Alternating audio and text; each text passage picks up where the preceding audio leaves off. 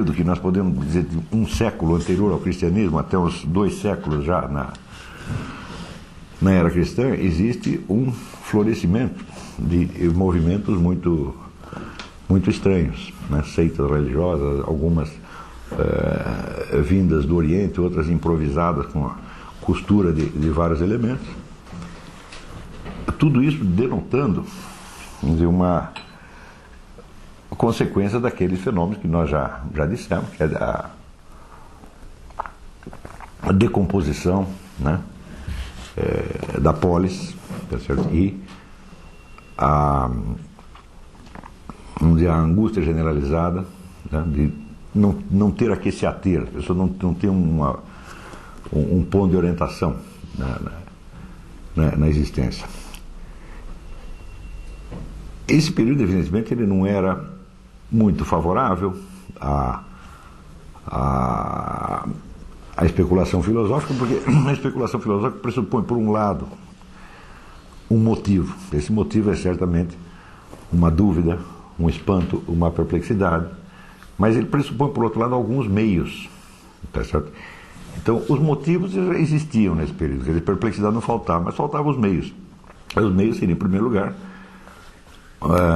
aquilo que nós assinalamos já no começo da filosofia, uma certa elaboração prévia feita em nível retórico. Quer dizer, as questões públicas têm que estar mais ou menos articuladas retoricamente para que em cima delas se possa fazer, então, uma elaboração filosófica. Mas quando as perplexidades são muitas e a confusão é muita, então essas várias linhas de pensamento não chegam a se articular em discursos retóricos que possam ser de alguma maneira confrontados, tá certo? Quando nós hoje examinamos, por exemplo, algumas doutrinas ditas gnósticas que apareceram nesse período, elas são tão complicadas e tão estramboticamente mitológicas que nós às vezes temos dificuldade de saber do que estão falando, porque eles começam a enumerar divindades intermediárias, tá certo?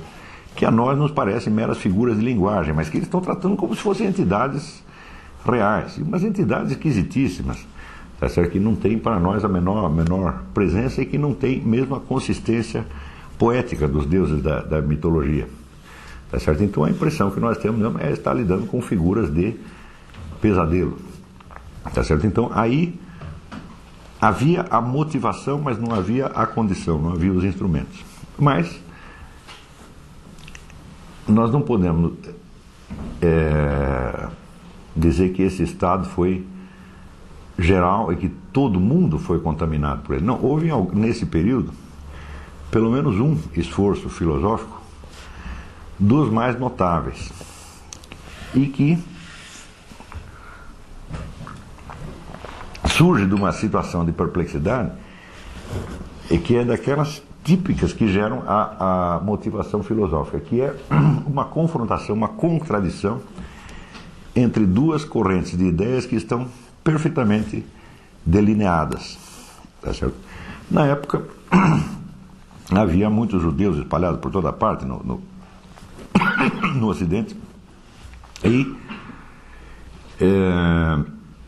a religião judaica estava num acelerado processo de dissolução, quer dizer, está todo mundo aderindo a outra coisa, mais ou menos como aconteceu também aos judeus modernos no século XIX e XX, uma espécie de debandada geral, tá certo?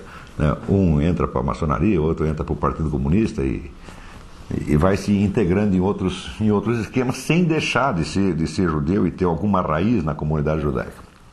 E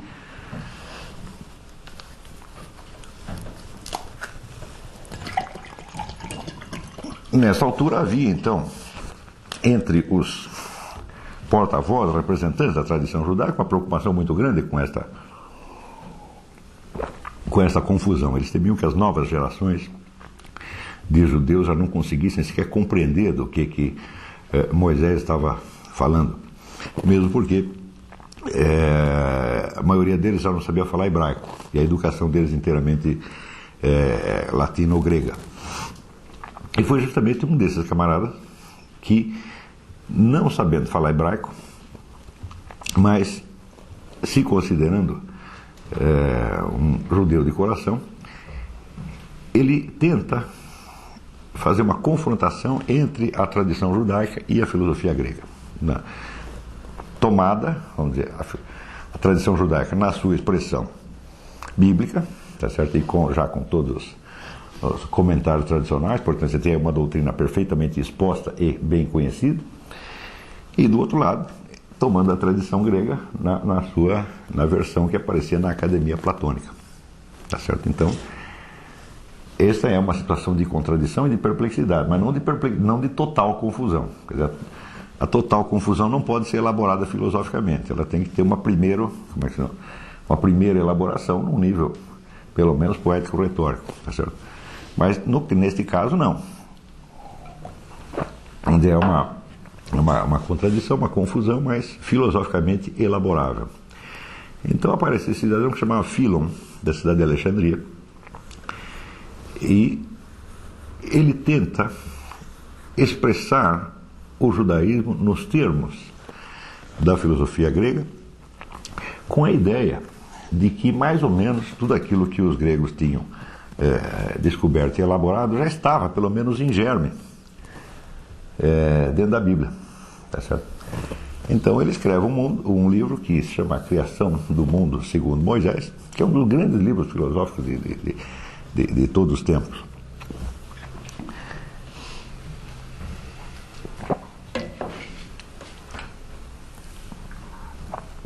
No qual ele usa interpretações simbólicas e alegóricas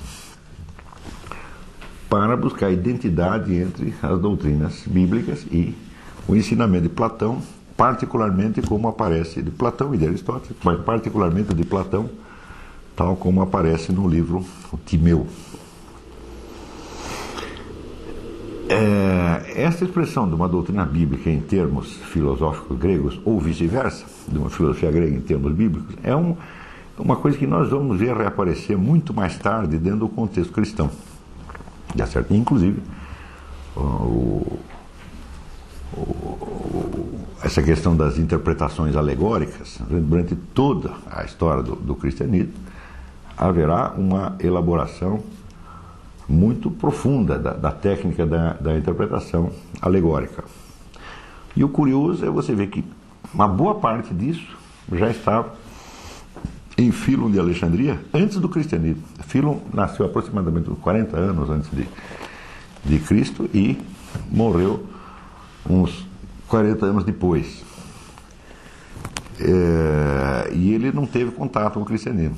Ele aparentemente não ficou sabendo, pode ser que tenha ficado sabendo, mas não, na obra escrita não aparece.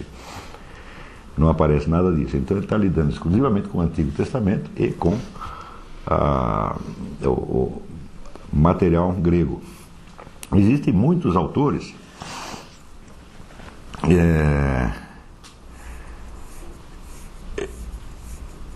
que veem nessa obra de Filon algum artificialismo, como se ele estivesse fazendo um truque para ajeitar uma coisa à outra, tá certo? Mas é o tal negócio, o primeiro sujeito que faz alguma coisa nunca faz direito, né? Quer dizer, essa técnica da interpretação alegórica ela teve que ser muito aprofundada, criticada e elaborada, e nós só vamos ver um pleno domínio disso nos grandes escolásticos, como Hugo de São Vítor ou Santo Tomás de Aquino, não é isso? Mas considerando que Filon estava trabalhando até antes do cristianismo, aquilo é uma coisa de gigante mesmo, né?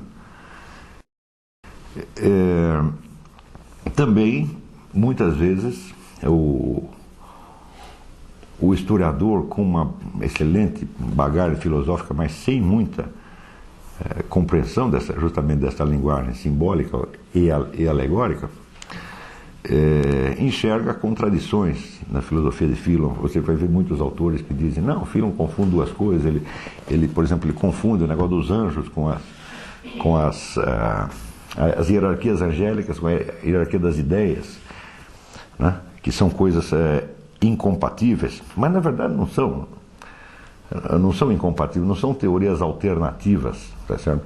Porque afinal de contas, as ideias eternas são um conteúdo, né, do Logos divino, um conteúdo da inteligência divina. elas não têm nada a ver com o modus operandi da ação divina. De maneira que se você explicou todas as coisas existentes a partir de arquétipos eternos que estão na inteligência divina, ou seja, as famosas formas ou ideias, né? É como se você tivesse exposto a planta da criação, o mapa da criação, tá certo? E não o seu modo de construção, tá certo? De maneira que, a rigor, não há nenhuma contradição entre a ideia, vamos dizer, das formas eternas platônicas e as hierarquias angélicas, sejam elas como Philon a descreve, ou sejam de qualquer outra maneira, tá certo?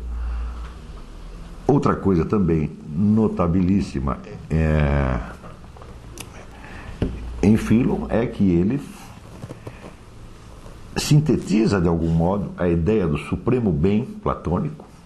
Isso aqui, em Platão, vamos dizer, a realidade primeira e inicial é o que ele chama o supremo bem, tá certo? E Philon sintetiza esse supremo bem com o primeiro motor imóvel de Aristóteles.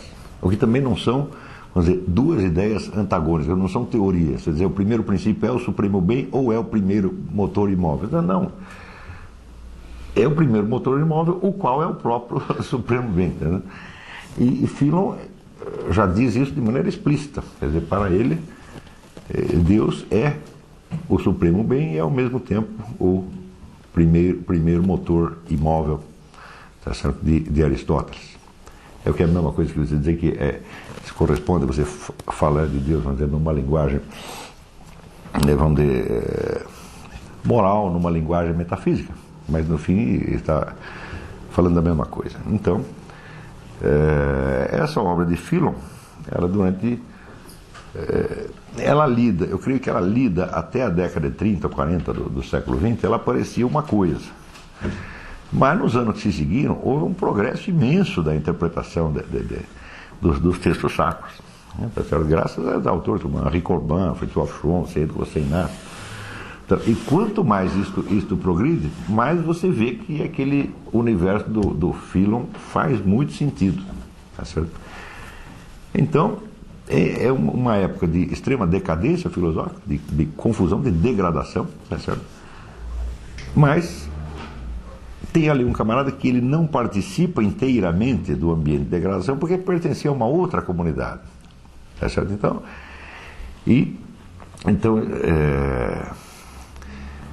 vamos dizer, ele não podia se considerar um indivíduo que estivesse desorientado apenas por causa da queda da polis. Ele não está desorientado com coisíssima nenhuma, ele estava com a lei de Moisés debaixo do braço, ele está sabendo perfeitamente o que ele estava fazendo, tá certo?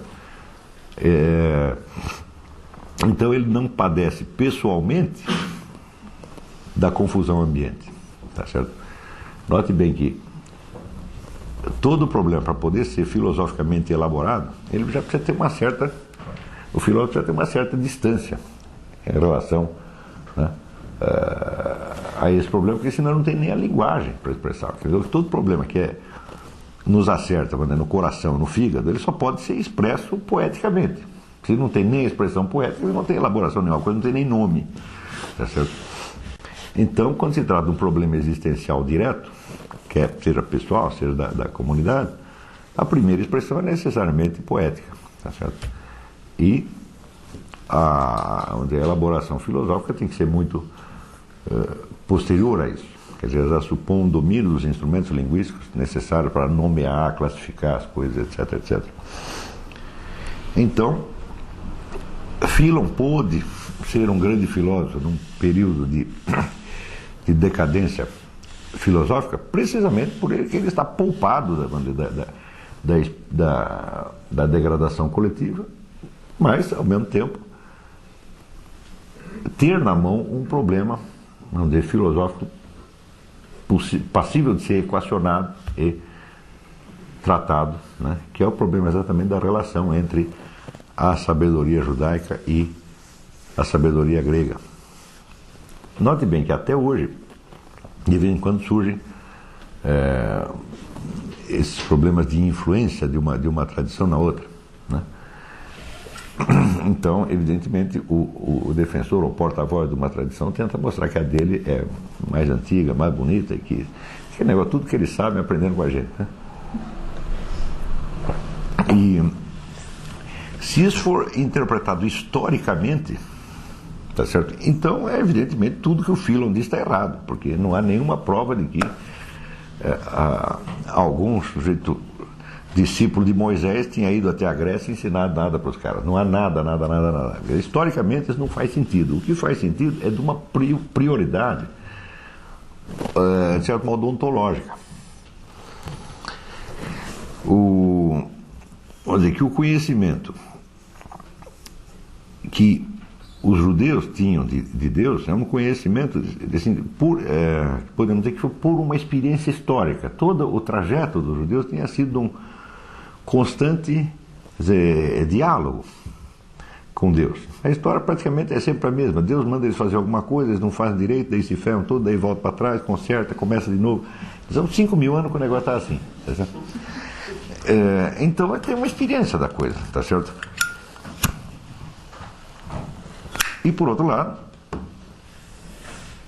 como eles estavam muito interessados na sua própria história e nas suas relações com Deus, eles tinham relativamente pouco interesse pelo universo físico em torno. Ou seja, praticamente a totalidade dos assuntos que nós lidamos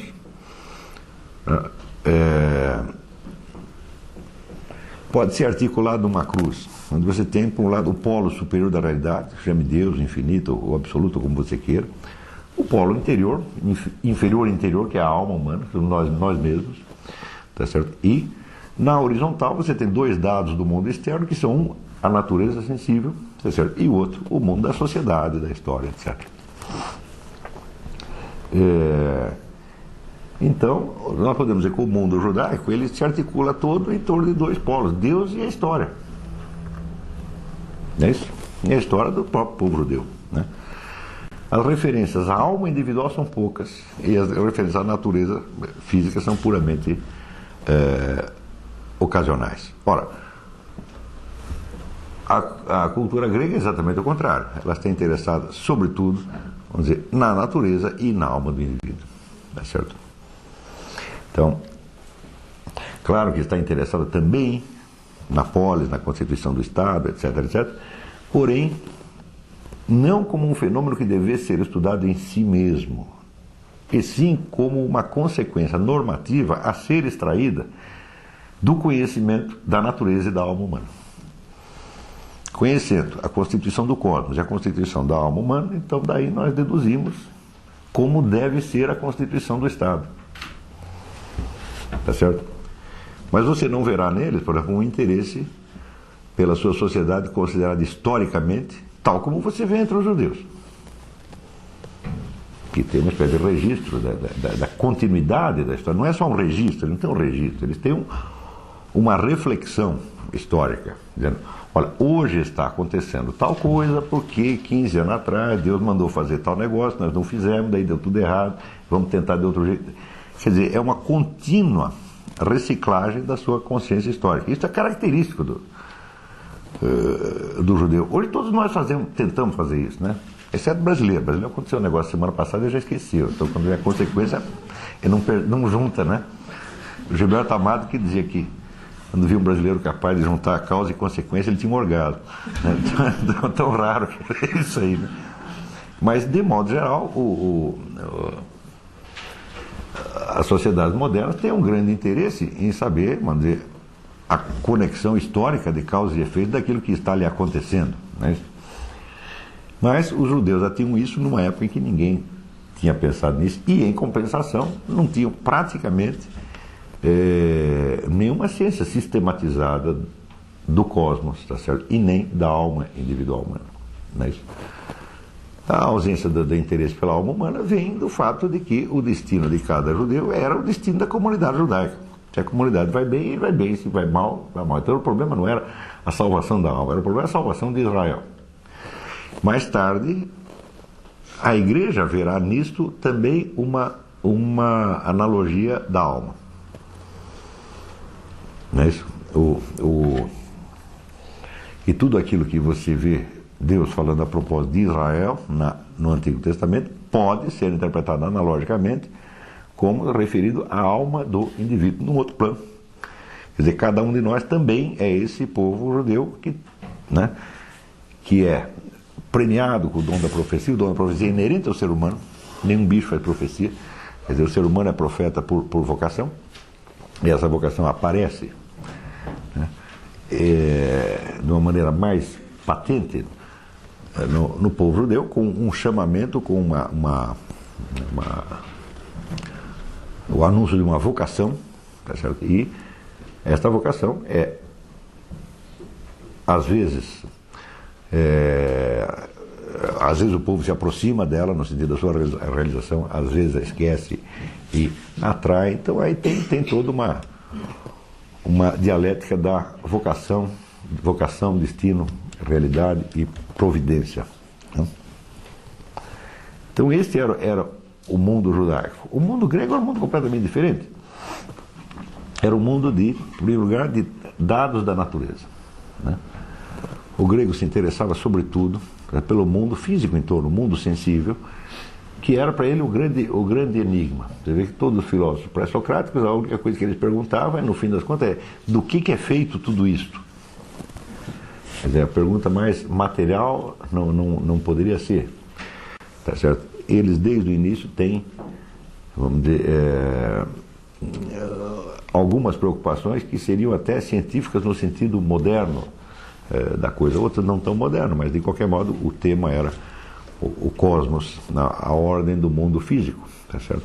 E por outro lado, a ordem da alma. Quer dizer, como é que eu vou modelar como está organizado o cosmos e como que eu organizo a minha alma para estar mais ou menos encaixado dentro do cosmos. É claro que as respostas que se dão a essa pergunta variavam enormemente, certo? Desde aquela ideia da ascese platônica até no outro extremo, a degradação que nós vemos com os filósofos cínicos, Mas a pergunta que eles estavam fazendo era a mesma. Tanto Platão quanto Diógenes, a pergunta era a mesma. Como é que está organizado o cosmos e como é que eu me encaixo ordenadamente dentro dele? A pergunta é a mesma. A resposta pode ir desde genial até idiota, mas o assunto, este é o assunto grego por excelência. Ora, como é que você vai comparar essas duas tradições, tá certo? Para saber quem aprendeu com quem, Não tem muito sentido, tá certo? E historicamente não se tem notícia de uma influência histórica mosaica exercida sobre os gregos. Mas de qualquer modo, Philon não deixa de ter razão quando ele afirma a prioridade da tradição judaica, não só prioridade no tempo, tá certo? Mas uma espécie de prioridade ontológica, porque afinal de contas eles se concentraram na coisa principal, porque de toda esta quaternidade que nós falamos, a coisa mais importante é evidentemente o polo superior, quer dizer, aquele que tiver o conhecimento de Deus tem implicitamente o conhecimento do resto. Agora, eu disse implícito, haja implícito aí, porque para você pegar das coisas do Antigo Testamento e você deduzir ali a ciência grega, eu digo, não é impossível, tá certo? Mas é muito forçado, Então, em que sentido poderia haver uma unidade, uma coerência profunda? Bom, existe primeiro a coerência da própria verdade. Se uma coisa é verdade, ela deve poder ser vista por esse lado ou por aquele lado, algum reflexo das verdades essenciais nas verdades menores de ordem cósmica sempre deve aparecer. A afirmação, vamos dizer, do monoteísmo absoluto e do caráter puramente espiritual da divindade, ele está muito mais claro no judaísmo do que no grego, Também existe entre os gregos. Então, no fundo, existe uma convergência, tá certo? Então, se nós entendemos o Philon não no sentido da paternidade histórica, mas simplesmente da prioridade ontológica do próprio de Deus sobre o cosmos e, portanto, prioridade gnoseológica do conhecimento de Deus sobre o conhecimento da realidade sensível, então não é totalmente absurdo, você dizer que muito antes que os gregos descobrissem essa coisa, nós também sabiam de maneira implícita, compactada e expressa em linguagem mitopoética, mas quem estava lá, estava. Se não estivesse, tá certo? Não seria possível toda a ciência da interpretação simbólica que, começando ali com o Philon, depois vai se desenvolver muito, né, até chegar àqueles grandes edifícios da exegese medieval, como os comentários de Santo Tomás de Aquino, Diogo São Vitor, a Bíblia, que são realmente um negócio de você tirar o chapéu, e nos quais a ciência da interpretação simbólica já merece realmente o nome de ciência, porque é um conhecimento sistemático, organizado e racional. Mas quando compara a exegese de Philon com a dos medievais, olha, o Philon não está perdendo muito, não. Né? De vez em quando tem umas coisas absurdas, mas contando que ele fez antes e fez sozinho, já é um grande negócio. Então,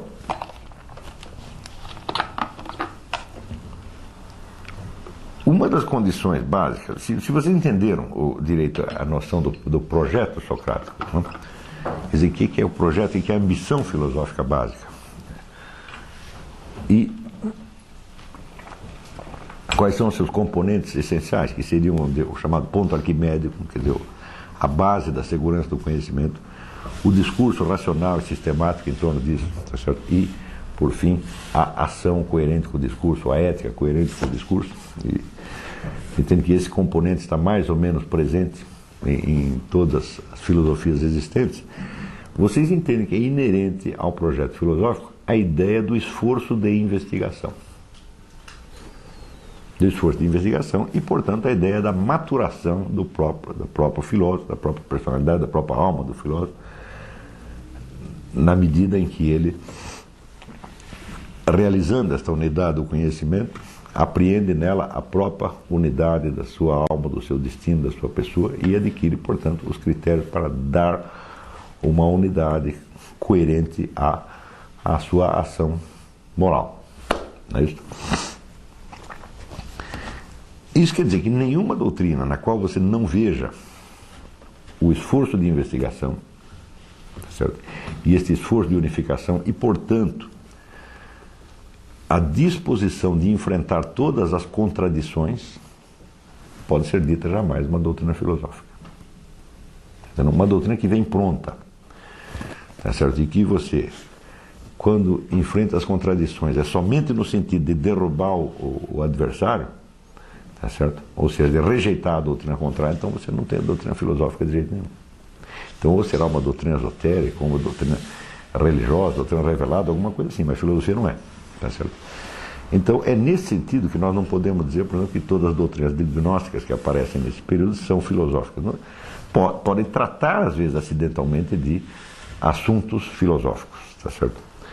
Mas se tratam de doutrinas prontas de seitas, que são transmitidas, então, tais e quais aos seus discípulos, que estão ali não para discutir, para assimilar aquilo intelectualmente, tá certo? Mas para realizar algo a partir de uma doutrina pronta.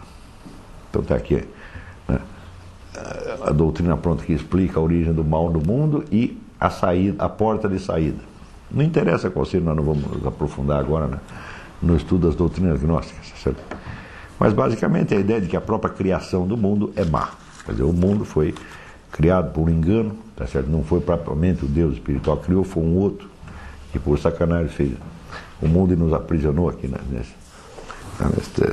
neste túmulo. Então nós temos que achar uma saída, né, disso aqui. Existem muitas doutrinas gnósticas diferentes e técnicas gnósticas diferentes. Mas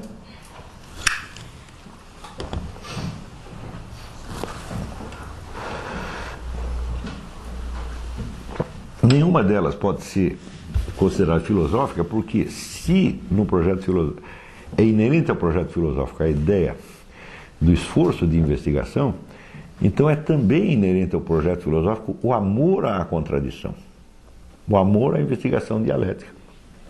Quer dizer, a objeção para o filósofo não é exatamente como a objeção é para um crente. Tá certo? A objeção, né, perante a doutrina religiosa, esotérica, tá certo? Ou ideológica, a objeção é algo que tem que ser afastado. É um erro, é um mal, tá certo? Mas para o filósofo a objeção pode ser preciosa, porque é exatamente através, lidando com a objeção, que ele vai descobrir algo que ele ainda não sabe. Quer dizer, não é que ele tem uma doutrina pronta que ele tem que refutar quem se opõe. Não, ele às vezes não tem a doutrina totalmente pronta, ele está tentando encontrar. Mas se você vê que Sócrates, se você investigar tudo que sobrou para nós da vida de Sócrates, Sócrates não tem propriamente uma doutrina. Mas ele tem, por assim dizer, ele tem um método de investigação e um método de viver. É isso? Mas perguntar, olha, o que você acha realmente disso? Sócrates acaba nunca dizendo, ele diz, olha, eu não acho nada, eu estou aqui tentando ver se descubro algum negócio. É isso? Isso aparece a todo momento em Sócrates. Isso não quer dizer que ele ignorasse tudo, aquela história de que só sei que nada sei. Isso aí é dito assim com grano Salles, um pouco também por educação. Quer dizer, eu não sei nada, mas você sabe muito menos do que eu. Né? Então,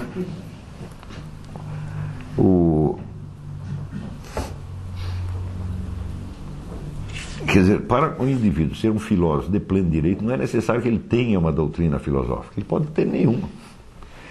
Basta que ele esteja trabalhando na direção, essa caracteristicamente filosófica, que é da busca da unidade do conhecimento e, portanto, da integração da sua própria alma dentro disso. Ele é um filósofo, mesmo que não chegue a conclusão alguma. Tá certo? Tanto que o próprio fundador do projeto filosófico, é Sócrates, também não chega a conclusão alguma. E dos demais filósofos, eles chegam a muitas conclusões, mas frequentemente, quando morrem, nos deixam, evidentemente, mais perguntas do que respostas. Ele respondeu, digamos, 10, 15 perguntas e deixou 1.005. Entendeu? Isso é normal que seja assim. Em todo esse período que nós estamos falando, houve muita discussão, muita polêmica, mas não houve elaboração filosófica. Tá certo? Quer dizer, era como se fosse um confronto de dogmatismos, cada um tentando provar que o outro estava errado. Tá certo? Você verá os primeiros cristãos impugnando as doutrinas gnósticas e usando para impugná-las técnicas argumentativas aprendidas com Sócrates, Platão, Aristóteles e os sofistas. Você verá discussão entre as várias escolas esotéricas, certo? E verá como, no caso de Filo, uma confrontação entre tradição grega e tradição judaica e filosofia grega. Mas isso não quer dizer que em tudo isto houvesse filosofia. Não, havia polêmica apenas. Tá certo? Quer dizer, a discussão não é filosófica, tá certo? Se não é uma discussão científica voltada à descoberta da verdade. Ou seja, se não é uma discussão dialética. Isso. A dialética, então, segundo Aristóteles, ela tinha 3 utilidades. Eu não sei se mencionei isso aqui, mas isso é essencial para compreender o projeto filosófico. A primeira utilidade, evidentemente, é o treinamento da mente, quer dizer, a simples arte de você, em face de um assunto, de um tema ou de um problema, você fazer o repertório dos argumentos possíveis, tá certo? E dos conceitos pertinentes, e classificá-los, e ordená-los, quer dizer, isso é uma disciplina da mente, tá certo?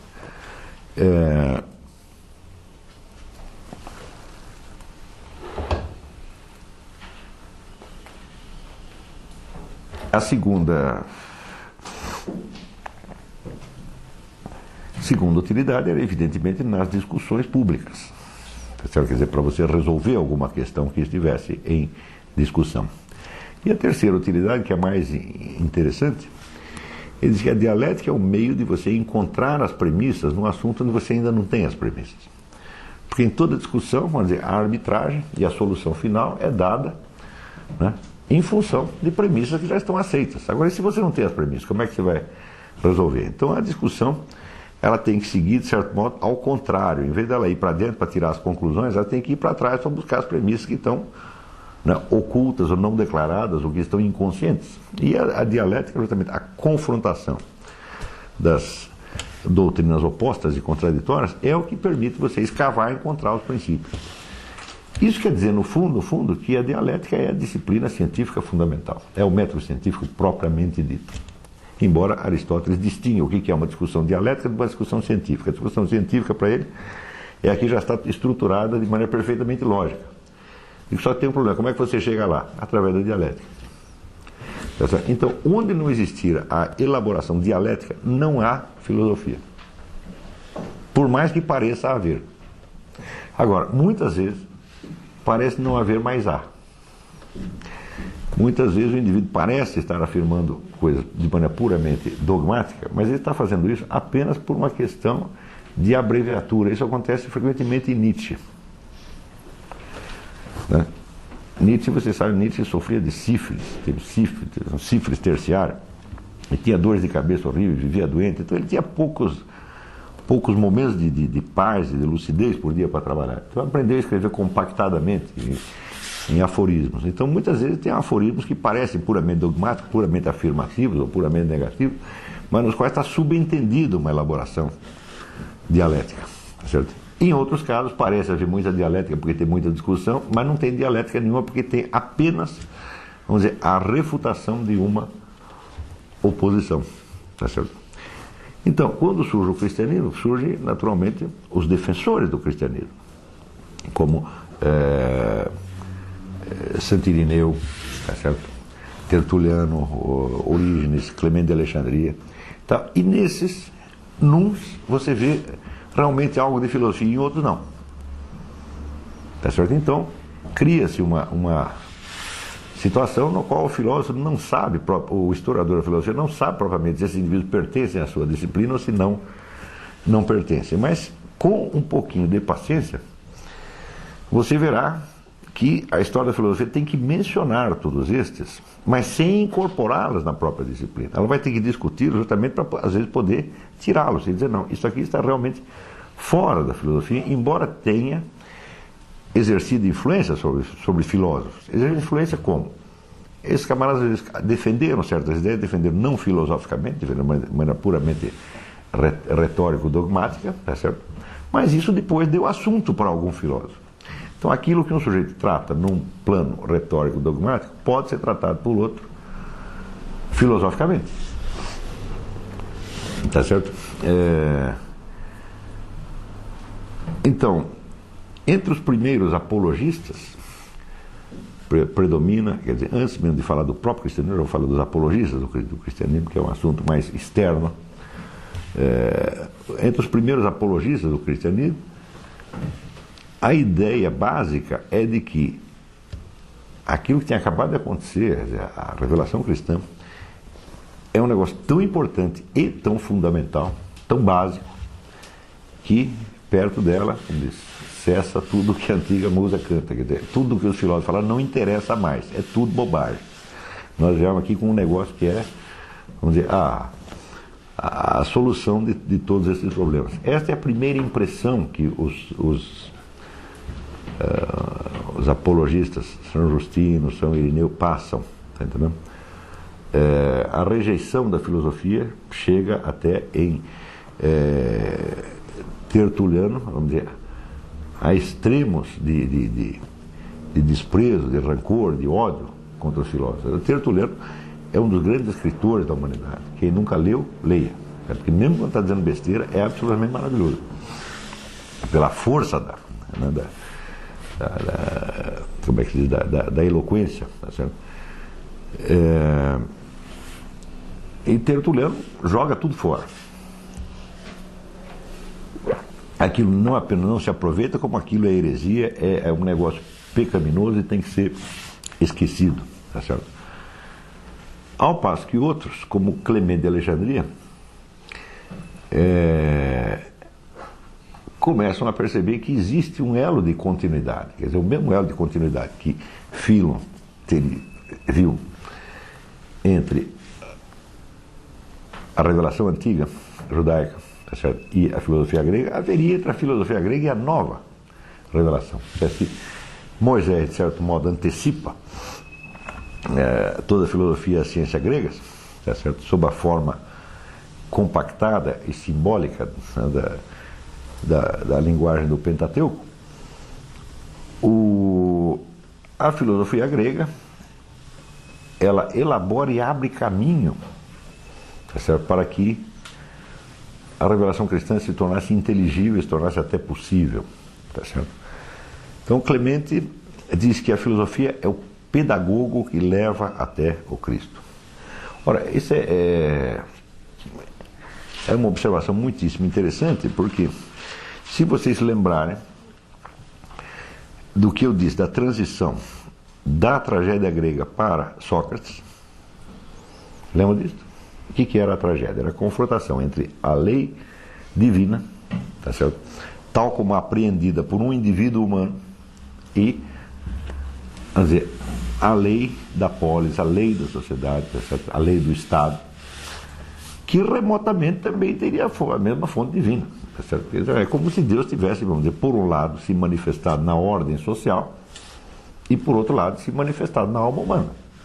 Algum reflexo dele tem aqui e ali, mas esses reflexos, não, como são apenas reflexos e não a própria verdade divina considerar em si mesmo, eles têm contradição uns com os outros.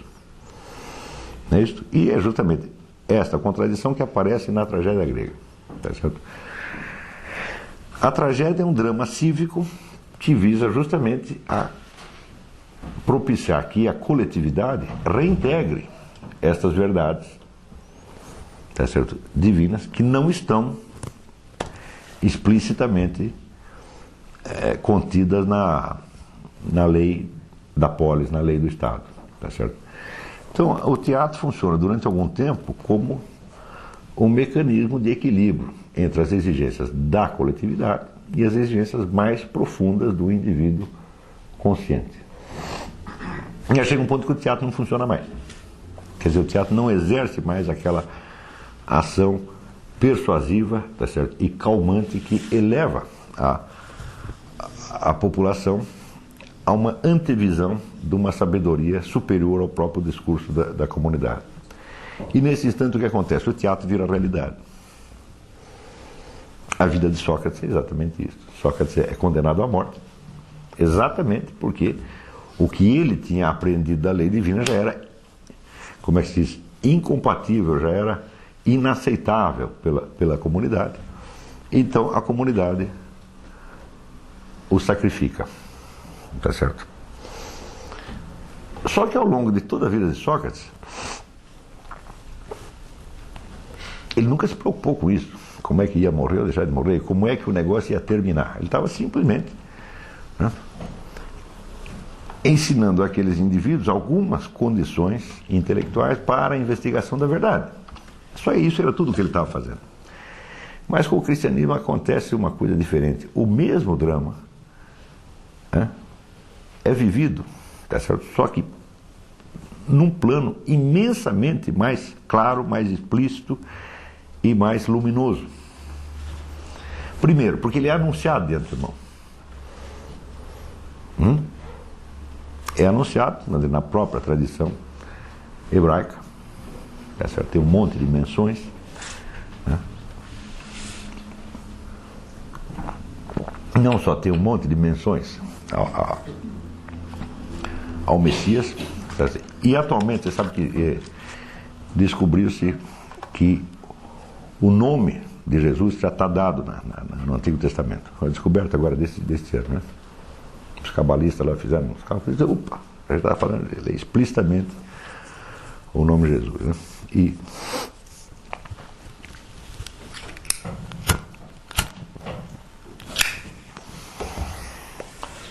quer dizer, o drama já é anunciado de antemão.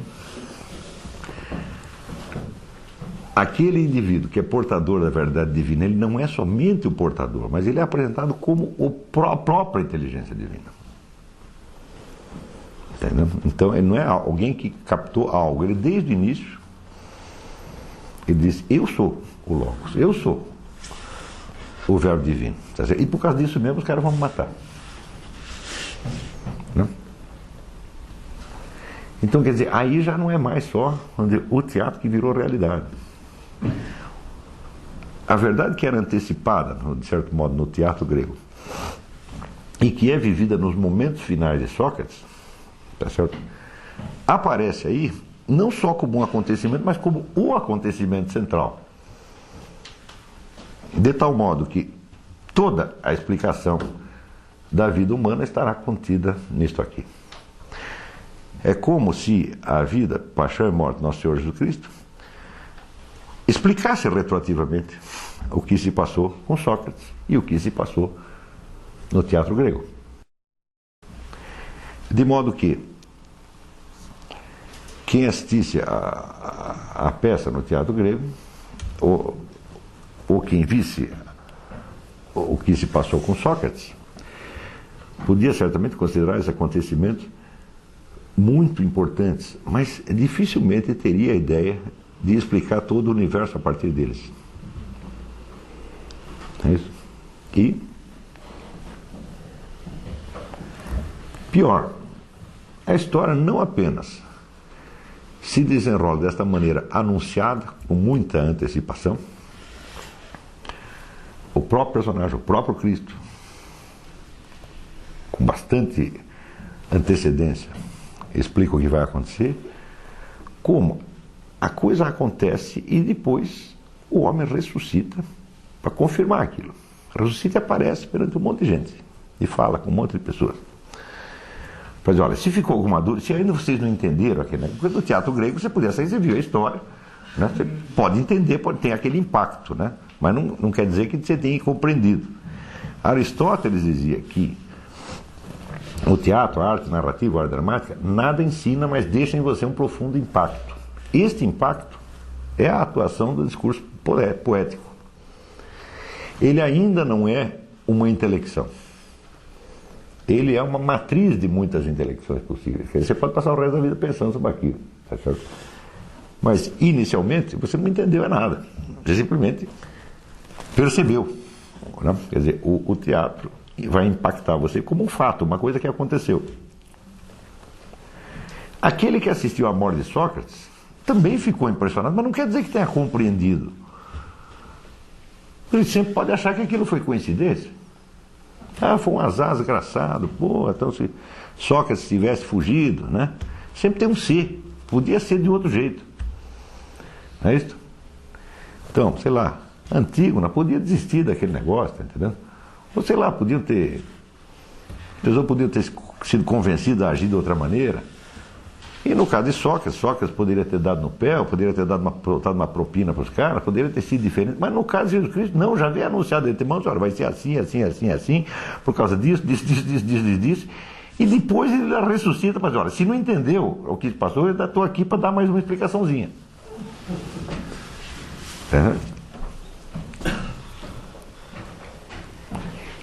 Isso quer dizer que este fenômeno do indivíduo humano, o indivíduo real, de carne e osso, tá certo?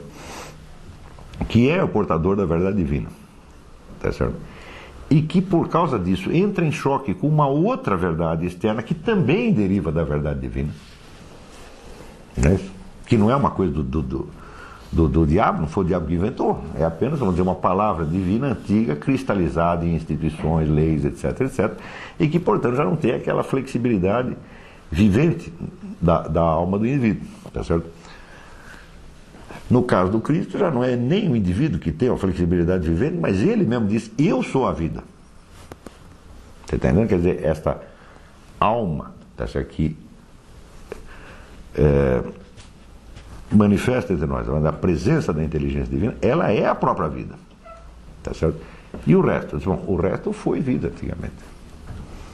Foi vida, mas já morreu. Quer dizer, as leis, as instituições, tudo que vocês fizeram aí, tudo, o começo de tudo isso aí está o quê? Está a vida divina, foi Deus que criou tudo isso. Tá certo? Oi. E essa insistência em falar do Cristo histórico toda hora é uma tentativa de igualá-lo ao Sócrates. Mas se o sujeito fala Cristo histórico, eu digo, não sei do que ele está falando, todo Cristo é histórico, evidentemente. Você está entendendo? Ué, o que você lê no Evangelho? No Evangelho tem doutrina? Não tem doutrina alguma, tem uma narrativa. Não é isso? Esse Cristo que eu falo, o Cristo, o Logos vivente, esse é histórico.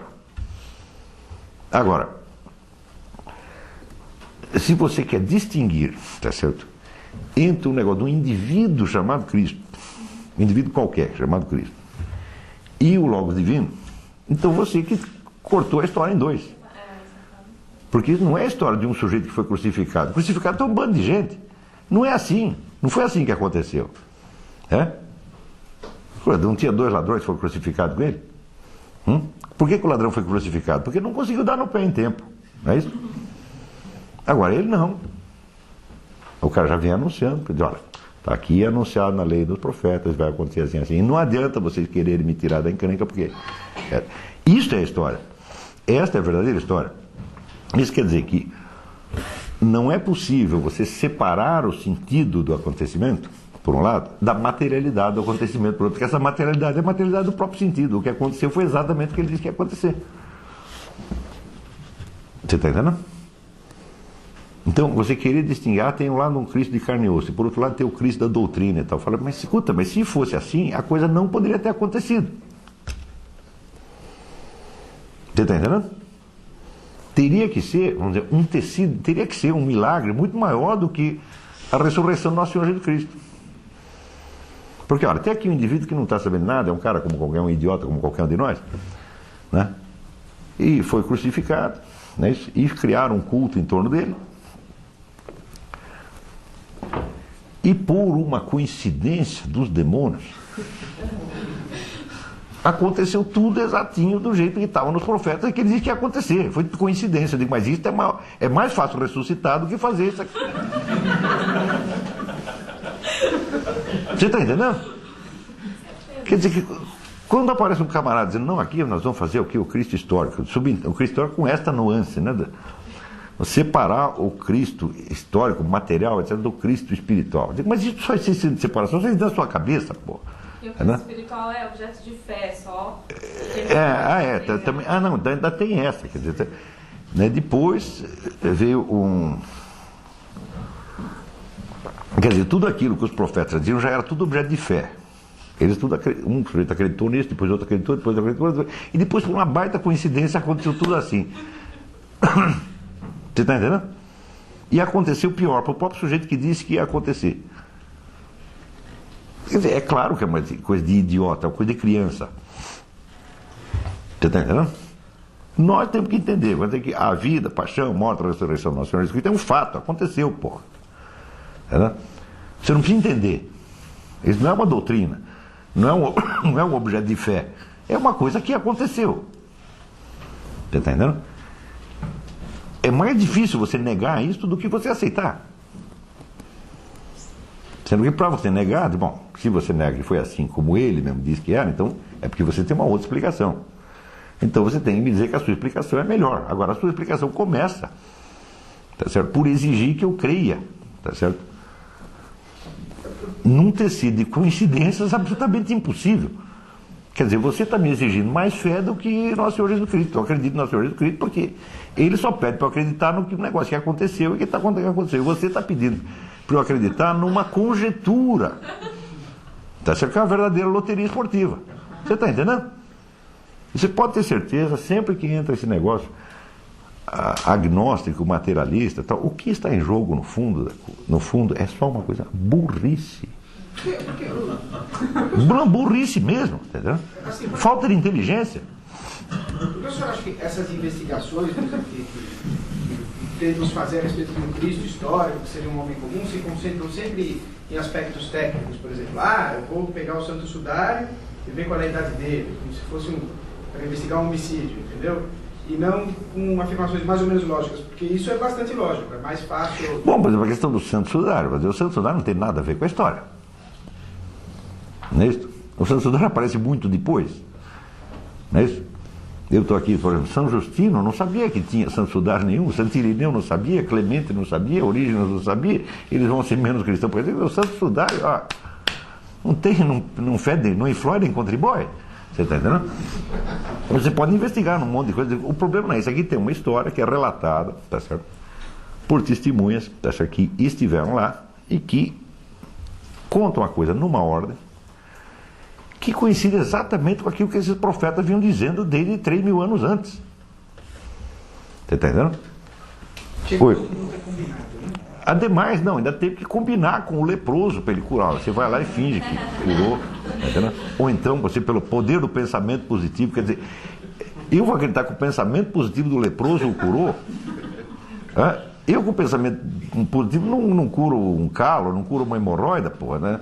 Agora o leproso, que já está todo ferrado, de repente ele adquire esse poder miraculoso pelo pensamento positivo. Você está entendendo? Não tem, quer dizer, é um negócio tão rebuscado e tão artificioso que denota idiotice. Tá entendendo? Oi.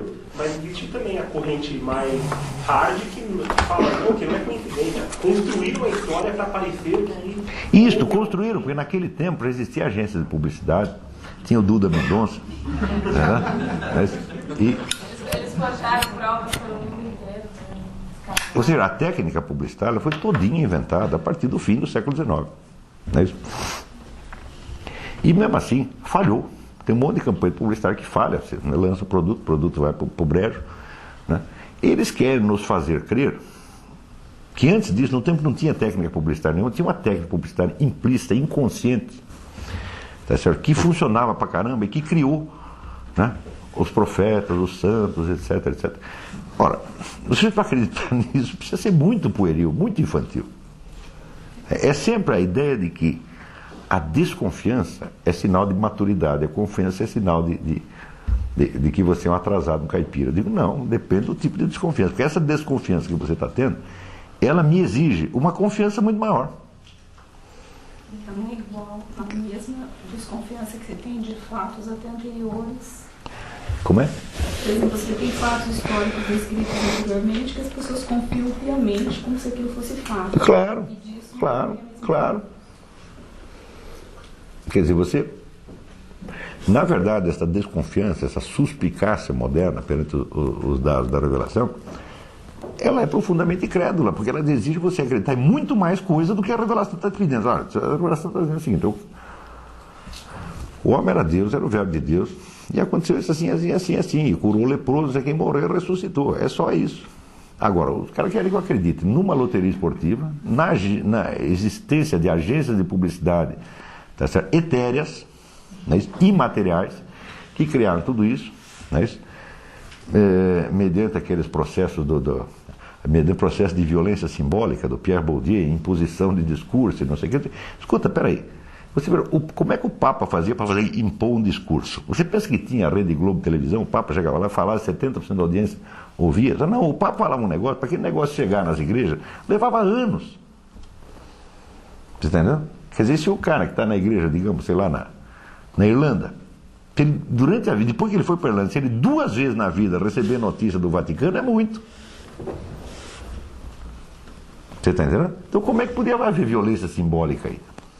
Então os caras estão pedindo, para não aceitar um dado miraculoso, pede que a gente aceite um universo inteiro de suposições miraculosas. Então, até por uma questão de preguiça, eu prefiro ficar com a revelação mesmo.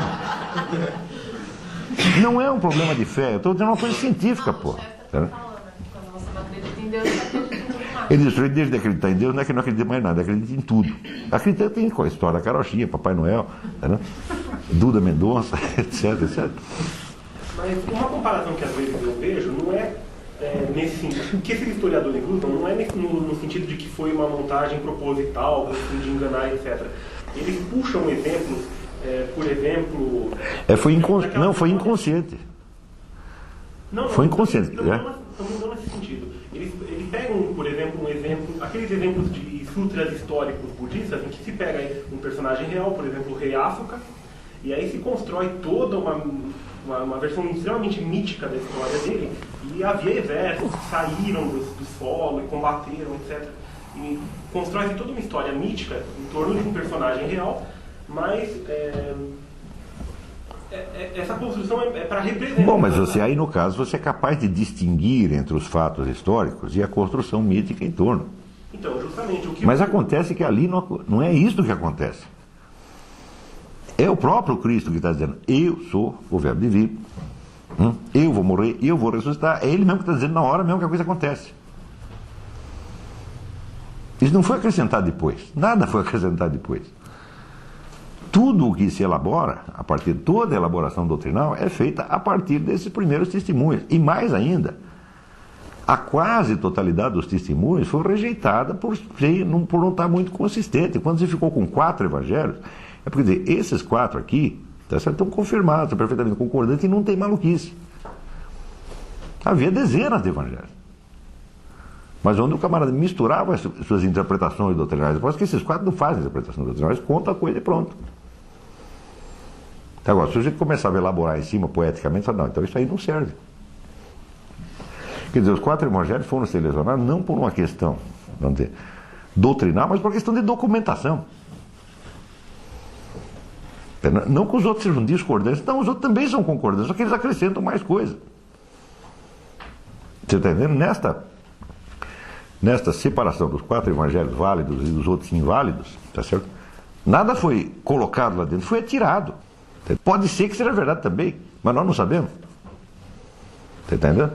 Ah, tem o evangelho de Pedro, o evangelho de Tomás, o evangelho de fulano, Beltrano, tem um monte de evangelho. Quer dizer, pessoas que contaram aquele negócio a seu modo. E essas botavam coisas a mais. Esse a mais foi tirado. Agora, o que está aqui também está nesses outros. Está entendendo? Então, esses outros também são concordantes com este. Só que eles são discordantes entre si e outras coisas. Então, vamos botá-lo na geladeira. Não sabemos se são. Pode até ser válido. Então, ele foi por um processo de crítica histórica que a igreja separou esses 4.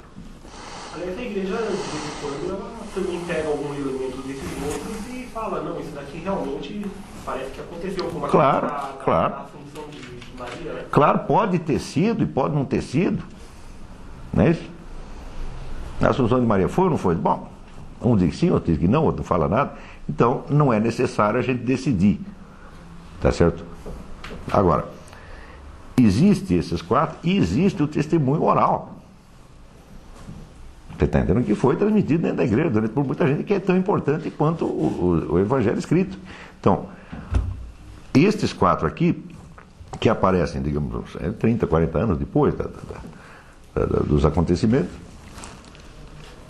eles são concordantes, não só entre si, mas são concordantes com o que nós sabemos, nós da igreja sabemos. Nós também estamos lá, também vimos. Está entendendo? Então, esse foi o motivo da exclusão dos outros, foi esse, porque eles tinham coisa a mais, que não dá para você saber se é verdade ou não. Então, vamos ficar com a narrativa mais simples, ainda que com o risco de você perder detalhes que podem ter sido até importantes. São importantes, mas incertos.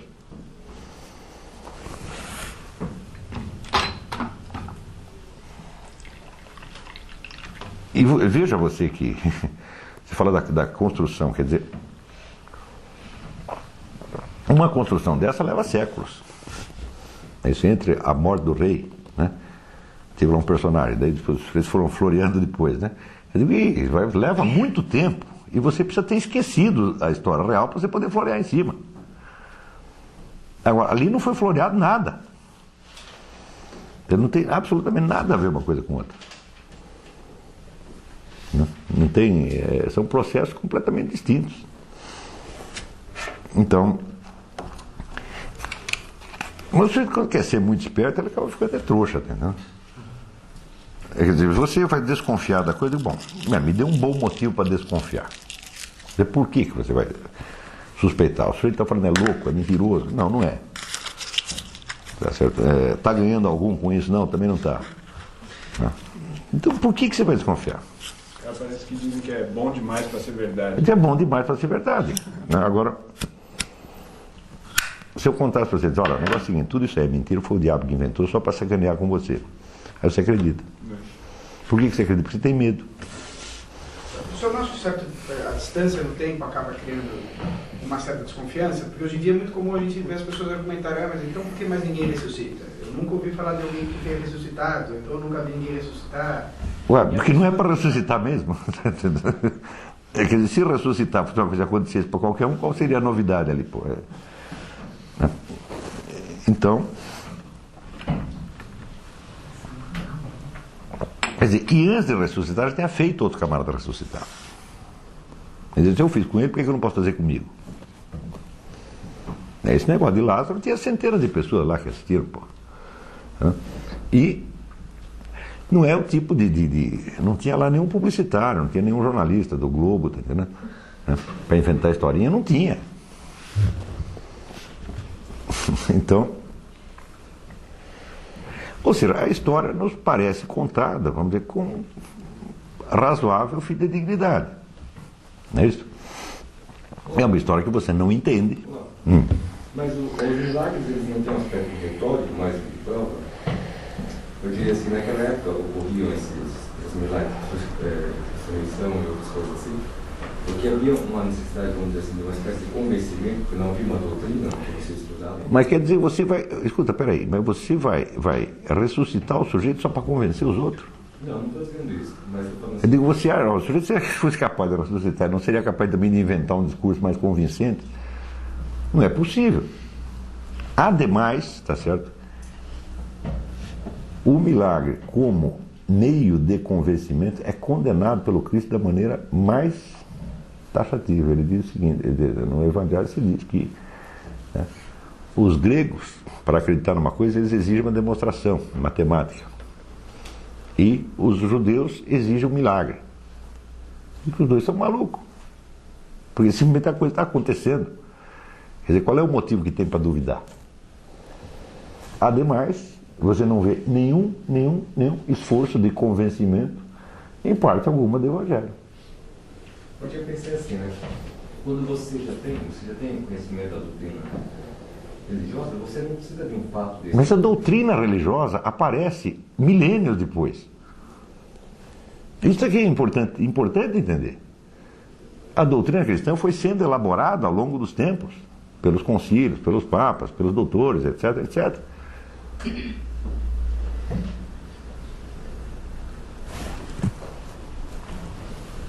Note bem que não houve propagação de doutrina. Você sabe que evangelho quer dizer uma narrativa. É uma notícia, uma notificação de algo que aconteceu. Entendeu? O que o Cristo mandou os caras fazer? Olha, você vai e conta para os outros o que aconteceu.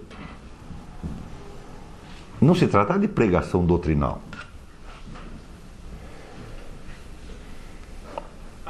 A pregação doutrinal ela começa aos poucos, tá certo? Com os apologistas, né? Já quase um século depois. Começa, você pode ver todo o esforço retórico que foi feito em seguida. A gente conhece toda a história dele. Você pode recompor passo a passo. A história a apologética cristã, o que é? A retórica, a defesa retórica de uma doutrina já mais ou menos assentada, tá certo? E nós conhecemos a história disso, passo a passo. E digo que tudo isso não tem nada a ver com o Evangelho, isso é muito posterior ao Evangelho. É também a confusão, porque as pessoas veem hoje, né? Como é que é o fenômeno religioso? Bom, você liga a televisão, está lá o pastor R.R. Soares, né? Ou o pastor fulano de tal, né? Billy Graham, o Jimmy Swaggart, qualquer outro lá, expondo uma doutrina e usando meios retóricos. Não é isso? Então, por que você vê isso na televisão hoje? Você acha que tudo começou assim.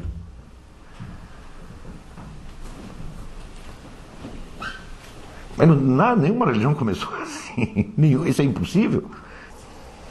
Mas é o tal negócio. Santo Tomás de Aquino dizer que nós falamos com palavras. Falamos e escrevemos com palavras. Deus fala e escreve com coisas.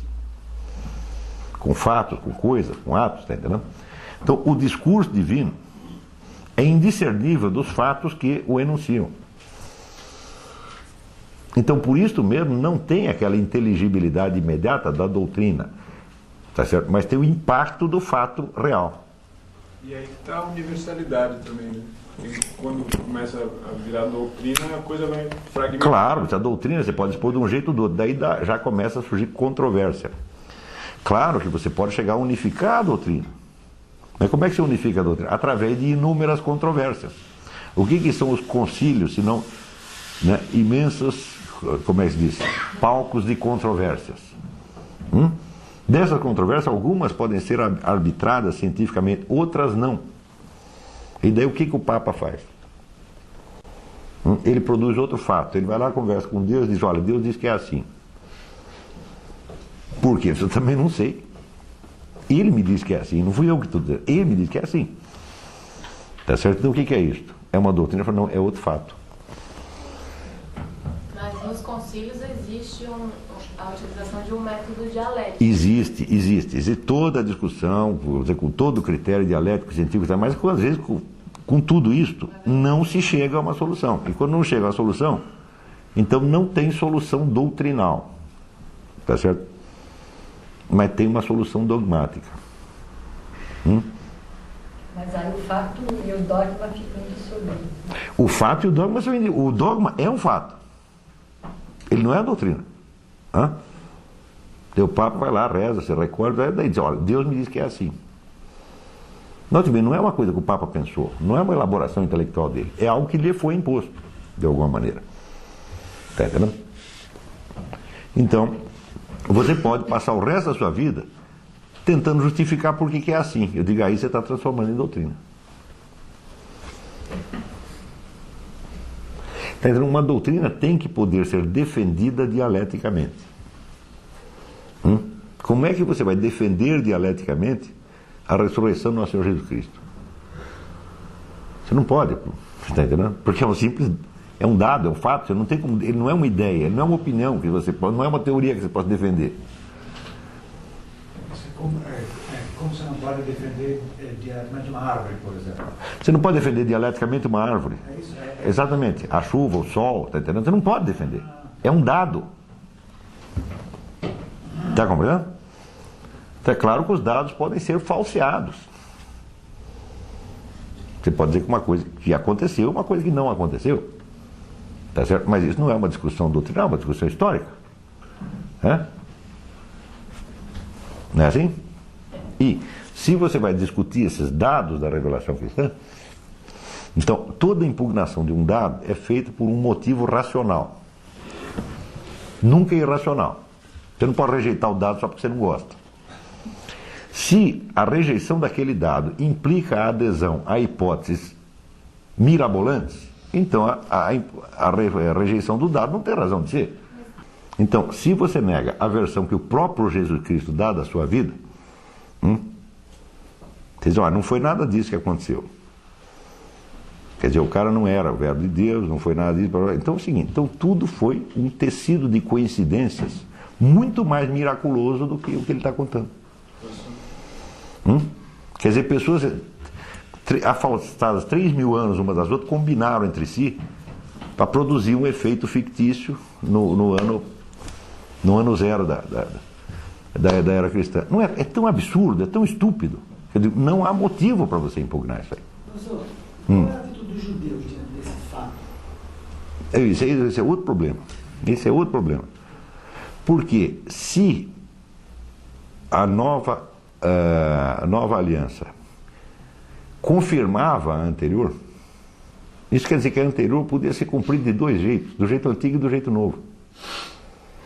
Senão a religião judaica teria acabado. Você está entendendo? Quer dizer que ela pode ser, uma parte dela, vamos dizer, sob certo aspecto, ela é absorvida na nova.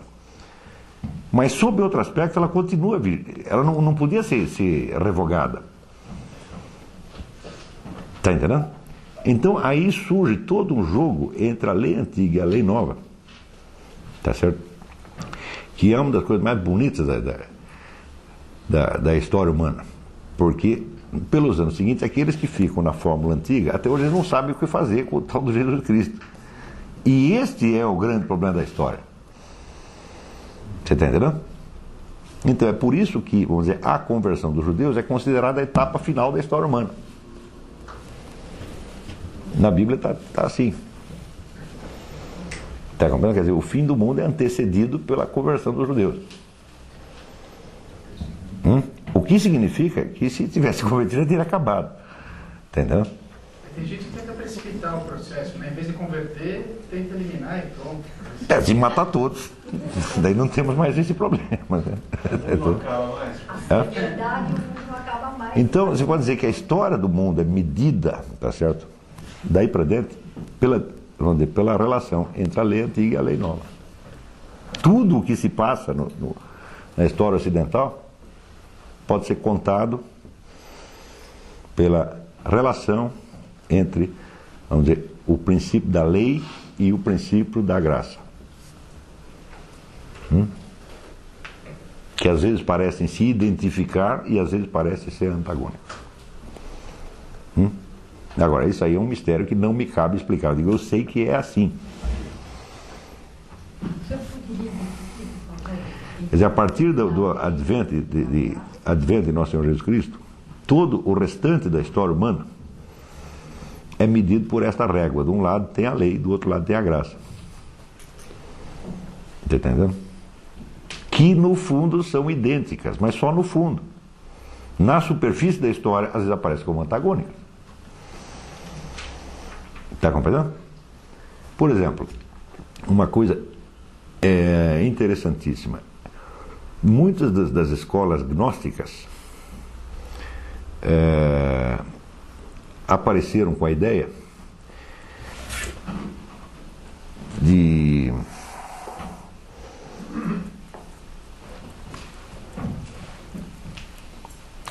precisaria colocar um intermediário entre este baixo mundo, que é o mundo, vamos dizer, da lei, da fatalidade, etc., e o Deus eterno, que é o Deus da graça. Então, para isso é que os gnósticos inventaram outro Deus que fica no meio. Entendeu?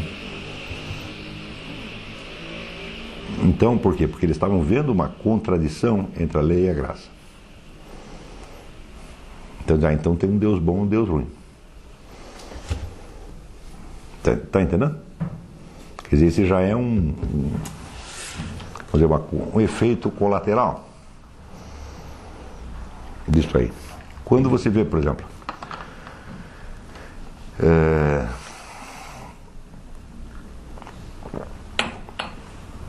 quando um povo opta pelo socialismo, o que ele está fazendo? Está dizendo aqui, nós vamos fazer um negócio que vai estabelecer a total unanimidade, junto com a total espontaneidade e liberdade. Não é isso que eles estão prometendo? Uma sociedade perfeita. O que é isso? Isso é nós vamos dar um jeito entre a lei e a graça. Nós ainda estamos vivendo esse problema. Quando cabe a nós saber que a solução deste enigma só Deus tem. Nós não temos. Nós sabemos que em algum ponto, de algum modo, a lei e a graça se articulam. Está certo? Como? Eu não sei. Bom, aí isso é questão de fé? Não, isso não é uma questão de fé, isso é questão de lógica. Eu dizer que, olha, eles devem se articular porque vem da mesma fonte. Não é isso? E como dizia São Tomás de Aquino, Deus não pode revogar a lógica de Aristóteles. Deus é onipotente, mas isso aí não pode fazer. Tá certo? E por outro lado, eu vejo que na prática tem conflito. Mas também o conflito não é constante. Então, por um lado, você vê, pelo lado lógico, você vê a unidade, a lei da graça. E no mundo empírico, ora você vê a unidade, ora você vê a contradição. A unidade está predominando, mas não totalmente. Tem um monte de coisa que a gente não entende. Não é isso? Mas não vamos entrar em considerações sobre o fim do mundo, não é isso. O objetivo aqui não é esse, tá certo? Não é um curso de cristianismo também. Então, mas para entender a história desse período, a primeira coisa tem que entender que o cristianismo, como qualquer outra religião, não surge como doutrina. Não é isso?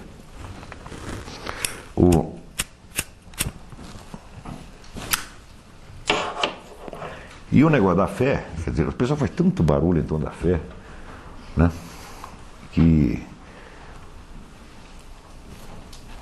uma vez já dei uma aula aqui no seminário de filosofia sobre isso. Diz, olha, o sujeito chega com um livro e diz, olha, aqui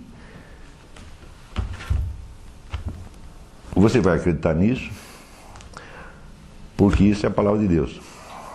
Então, quer dizer, você vai acreditar pela confiabilidade da fonte. É isso? Sendo a palavra de Deus, Deus não vai te sacanear, não vai mentir, então tu tem que acreditar. Agora, por que eu hei de acreditar que isso é a palavra de Deus? É também pela confiabilidade da fonte? Não pode ser. Está entendendo? Eu acredito porque a fonte é confiável. Agora, por que eu acredito que a fonte é confiável? Então você entende que a palavra fé tem dois sentidos. Você deve acreditar no que Deus te disse, porque foi Deus que disse. Agora, como é que você sabe que foi Deus que disse? Isso aí não pode ser por fé, pô. Tem que ser por outra coisa. Está entendendo? Então Deus tem que te dar razões suficientes para que você aceite que foi Ele que disse aquilo, está entendendo? E para que daí você acredite no restante do que Ele disse também. Você tem que ter razões para acreditar numa parte, até o ponto em que você descobre, então, pô, era isso aí, né? Foi Deus que falou. Então daí o resto você dá uma credibilidade, mesmo que você não tenha provas. Está entendendo? Mais ou menos. O limite é meio tênue demais, assim, de onde acaba a minha confiabilidade, porque eu tenho fatos suficientes para consubstanciar essa. E é onde quando eu era moleque, eu viajava frequentemente com meu pai,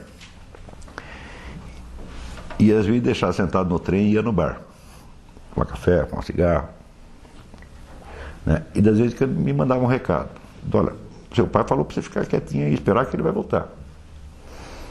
Eu disse, bom, muito bem, eu acredito no meu pai, mas como é que eu vou saber que foi meu pai mesmo que mandou o recado? São duas coisas completamente diferentes. Deu para entender? Então, uma é a confiabilidade da fonte. Outra coisa são as razões de você acreditar que a fonte é exatamente esta que alega ser. São duas coisas completamente diferentes. Está entendendo? Então, a confiabilidade da fonte quer dizer, por exemplo, se Moisés diz para os indivíduos: olha, nós vamos aqui conseguir escapar daqui, mas tem um jeito. Quem foi que te ensinou? Foi Deus. Vamos acreditar porque foi Deus. Mas como é que eu vou saber que foi Deus? Isso quer dizer que para que você acredite no restante, para que você acredite na promessa, é necessário que acredite na promessa por fé. É necessário que você acredite na narrativa por outros motivos, porra. Você está entendendo? Deu para entender? Os motivos não é questão de fé. Não pode ser questão de fé. Tem que ser um fato brutal. Você tem que ter reconstruído até o raciocínio de por que aquilo lá... Ou vai ser uma argumentação racional, no caso de você não ter a experiência direta, ou vai ter que ser um fato, que não tenha jeito de você negar. Está entendendo? É simples, você faz um teste. Você pega 100 pessoas crentes, 100 protestantes, católicos, judeus, qualquer coisa, e pega 100 militantes, socialista, nazista, qualquer porcaria que você queira. Pergunta para os primeiros: Deus costuma atender às suas preces? Tá certo? Ou ele sempre diz que não, só para testar a sua fé? Ele vai dizer não, Deus geralmente atende. Agora de vez em quando tem algum negócio que ele não atende, eu não sei porquê, mas ele deve saber.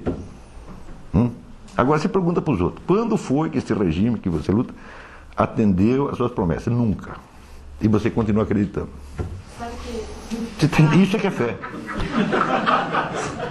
Você está entendendo? Porque se Deus nunca tivesse quebrado meu galho, eu estou com 55 anos, pô, tá entendendo? Tudo que eu peço ele diz que não. E eu estou lá. Tá entendendo? Não é assim? E os caras que acreditam em socialismo acreditam assim: o socialismo real foi uma porcaria, mas o próximo vai ser bom. Eu digo, mas vai ter fé naquele lugar, né? Eu prefiro ter fé num Deus que, olha, ele geralmente atende, agora de vez em quando não atende e faz um negócio que eu também não estou entendendo porquê, mas como das outras vezes ele atendeu, eu sei que ele é leal, ele não vai me sacanear. Todo crente dirá isso: Deus geralmente atende. Todos vão dizer isso, né? Agora, pode ser que algum, olha, nunca fui atendido, né? Um fato curioso, mas todos os meus colegas da faculdade que conheciam um pouco a Bíblia, assim, gostavam só do livro de Jó, porque eles achavam que aquilo retratava o que era Deus, e o resto era tudo. Isso é geral, assim. Isso é incrível, é só que acontece o seguinte: Deus aprontou uma para Jó, né? Mas aprontou depois de ter atendido as preces dele até os 70 anos. Não é isso? De repente, agora eu vou armar uma aqui para você, né? O negócio de Abraão: não, tu vai lá sacrificar o teu filho. É mentira, pô, não vai fazer nada, né? Quantos anos tinha Abraão quando aconteceu isso, hein? Você está entendendo? Quer dizer, para acreditar num Deus que faz um negócio desse o tempo todo, isso é um pesadelo, pô. Então você faz Stalin, Fidel Castro, Adolf Hitler, nunca cumpriram nada, nada, e o pessoal está tudo lá, acreditando, não é possível. E você está entendendo? Quer dizer, a recusa dos dados da revelação é burrice, é pura falta de inteligência, não é um problema de fé. A fé pressupõe um conhecimento. Eu estou há 30 anos pensando nisso, gente. O relato do Evangelho é confiabilíssimo. E todas as discussões em torno são imbecis, loucas, paranoicas, entendeu? Tudo por quê? Está lá um sujeito chamado Jesus Cristo, nunca fez mal a ninguém, disse que ajudou umas pessoas. Por que ele inventar essa puta história, entendeu? Enganar todo mundo, e mais ainda, né? Ia compor uma equipe de publicitários para enganar o mundo, né? E não sobra uma única ata dessas reuniões, não sobra um único testemunho, cara, que olha, eu participei da conspiração, mas eles estão sacaneando. Não é possível isso. Quer dizer, a hipótese é tão mirabolante e tão louca que eu acho que o simples fato de levá-la a sério durante 2 minutos é prova de debilidade mental. Eu não desconfio de nenhum dado da revelação, nem da revelação judaica, nem da islâmica, nem da budista, nem nenhuma. Diga, essa gente não está aí para mentir. Você pensa que o quê? Que eles são o Duda Mendonça? Quer dizer, como é que... Existe o problema da qualidade das pessoas. Não é a fé em Deus, simplesmente a fé num testemunho. Diga. Outro dado que pode ser levantado em favor dessa veracidade. Eles inventaram tudo isso só para os romanos jogarem para os leões comer. Isso foi o que eles ganharam. Justamente os apóstolos sofreram martírio que se... Exatamente. Não, nós vamos inventar aqui um negócio, o que nós vamos ganhar com isso? Um vai ser crucificado, outro vai ser jogado para os leões, né? Outro vai ser cortado em pedaços. É uma delícia, vamos lá. Propõe isso para o Duda Mendonça, papai. Nenhum publicitário vai fazer um negócio desse por esse preço. Não é isso? Então, quer dizer, simplesmente não é razoável isso aí. É muito rebuscado, muito artificioso. Você está entendendo? Quer dizer, os dados básicos da revelação são os dados básicos da história humana. Está entendendo? E eu não digo isso só com relação à revelação cristã, não, a história da religião é feita disso, e isso é o critério. Uma vez eu escrevi um negócio dizendo o que é religião e o que não é. Porque hoje em dia, né, o Estado leigo moderno não tem condição de... Né, se eu invento aqui o culto, como é que aquele padre escreveu o livro o culto, como é? Do culto místico da abóbora celeste, um negócio assim, né? Não era abóbora. Não, repolho místico, fraternidade cósmica do repolho místico. Eu fundo aqui a fraternidade cósmica do repolho místico. Era um humorista que foi frade, é um cara engraçadíssimo, muito melhor do que o Veríssimo e todos isso. Então, eu invento aqui a fraternidade e chego lá no ministério e digo, quero registrar isso aqui como entidade religiosa. O ministro não sabe se é ou se não é, por via das dúvidas. Entidade religiosa. Entendeu? Então, por causa desta deficiência mental do Estado moderno, as pessoas não sabem o que é religião e o que não é. E por isso mesmo acham que está registrado como entidade religiosa, né? Então você tem o direito de pregar o que você quiser e quem quiser acreditar, acredita, né? É claro que isso é uma palhaçada, é claro que isso é uma mentira, tá certo? Mas tem que ter alguns critérios para você separar o que é uma religião e o que não é. Bom, a origem da religião, tá certo? Ela por si mesma, ela já enuncia a história. Ela já disse se é uma religião ou se não é. Também não vai haver tempo de explicar isso hoje, posso até explicar, sei lá, amanhã no seminário de filosofia, mas não é o nosso assunto, tá certo? Mas as religiões que o são de verdade, eles são os pilares da história humana. Agora, esse negócio da fé, isso aí é uma fonte de confusões absolutamente miserável. E você vê que a ênfase na fé, ela vai aumentando com o tempo. Eu acho que já a partir do século XIX, as pessoas acabam achando que tudo quanto é religião é matéria de fé. Eu digo que na religião é matéria de fé, assim, é somente a fé na promessa. Não é a fé na narrativa, nem na doutrina. A narrativa é provada com testemunho e a doutrina é provada com argumentos. E a promessa, bom, se você acreditou em tudo isso, Acredita na promessa também, porque o cara que já fez tudo isso, ensinou tudo isso, não está te sacaneando. Você está entendendo?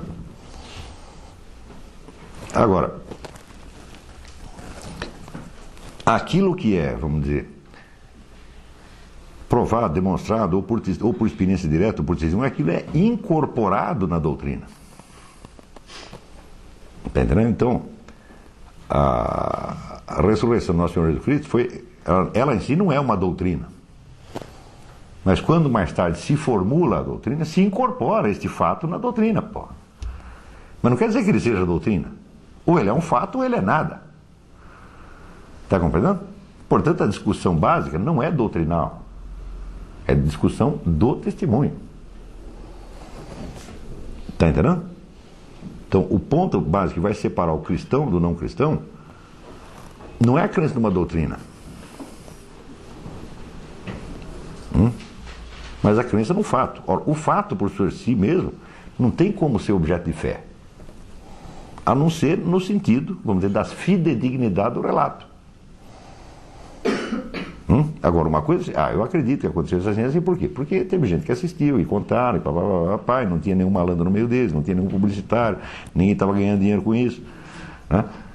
E bom, então tudo isso eu acredito por fidedignidade do relato. Eu digo, bom, aí daí vai ter o juízo final e vai ter a ressurreição. Bom, essa parte ninguém viu. Né?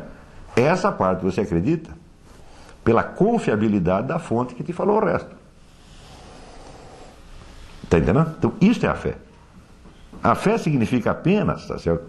Você não desconfiar levianamente de quem nunca mentiu para você. Embora você não possa ter prova dessa parte, você tem prova de tudo mais. Mas desta parte do futuro você não tem.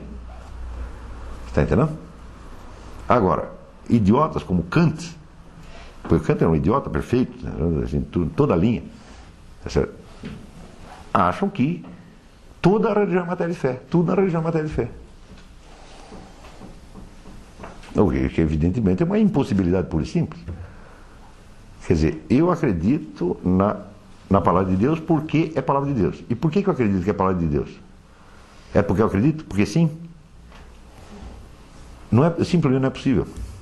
Ou aquilo tem a consistência de palavra de Deus, e portanto, palavra de Deus não é um escrito, não é uma doutrina, não é uma frase. Palavra de Deus são fatos, são realidades, são coisas. Deus escreve com coisas, tá certo? Então eu acredito nisso aí como eu acredito que chove, acredito que tem sol, acredito que estou vivo, tá entendendo? Quer dizer, isso é um dado de realidade. Está entendendo? Agora, em geral a discussão acadêmica, pseudo-acadêmica em torno disso é boba. Não existe discussão séria a esse respeito. Você vê que nenhum sábio de primeira ordem se interessou por esse tipo de conversa mole. Aparecem uns beletristas, tipo Ernest Renan, o maluco especulador como Feuerbach. O homem inventou Deus, etc, etc. Né? Por causa disso, mais disso, assim. Né? Precisa dizer que o homem inventou Deus, fala, bom, então tem que ter, ele inventou todos esses milagres, os milagres começavam a acontecer, e de vez em quando acontece algum, tudo isso aí porque o homem inventou, isso é uma besteira. Né? Então, porque o homem inventou alguma coisa, então de vez em quando a gente reza, pede algum negócio e acontece. Isso porque alguém inventou. Essa hipótese é tão artificiosa que não merece ser levada em consideração. É uma hipótese criada pela imaginação pueril, uma imaginação pueril amedrontada, tão desconfiada, tá certo? E que no fundo não é que ela não acredita em Deus, ela acredita num Deus maligno. Estão me enganando. Se não foi Deus, então foi uma conspiração de Dudas Mendonça no começo da história. É claro que isso é paranoia. Isso é realmente teoria da conspiração. Mas, bom, o impacto do cristianismo não é o impacto de uma doutrina. Isso é essencial entender isso. As primeiras tentativas de formulação doutrinal, tá certo? E, portanto, de apologética, portanto, de defesa retórica, tá certo? São bastante inadequadas. Bastante inadequadas. Você pode ler, por exemplo, o Tertuliano. Quer dizer, Tertuliano, às vezes, na argumentação dele é de uma desonestidade assim, horrível. Tá certo? Tem um sujeito chamado Celso, que escreveu uma defesa da tradição greco-romana contra o cristianismo, e Tertuliano, então, refuta o sujeito, mas refuta daquela maneira, assim, parece o Congresso Brasileiro, né? São argumentos muito safados. Agora, é um escritor maravilhoso e totalmente sincero. Então, é evidente que aquilo que Tertuliano diz não pode ser incorporado na doutrina. Não é isso? Com o tempo vai se acumulando uma massa de escritos cristãos, uns narrativos, outros de ensinamento moral, outros doutrinais, mesmo teológicos, tá certo? E essa massa tem que ser depurada. Quer dizer, tudo isso que nós estamos falando, tá certo? Do que aconteceu, o que vale e o que não vale. E é para isso que tem justamente os concílios, que vão fixando, né, o que é doutrina da igreja e o que é aquilo que os cristãos falaram. Todo mundo tem direito de falar um monte de coisa, tá certo? Mas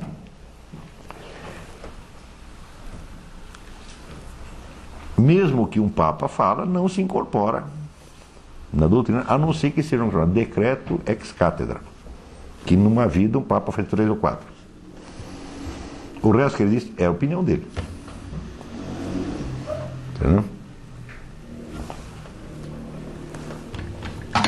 Então, o famoso decreto da infalibilidade papal só quer dizer uma coisa, quer dizer, quando um papa decreta um elemento de doutrina, tá certo? Em acordo com tudo que veio sendo ensinado pela igreja, na sua doutrina desde o início, ele não erra. É só isso que quer dizer.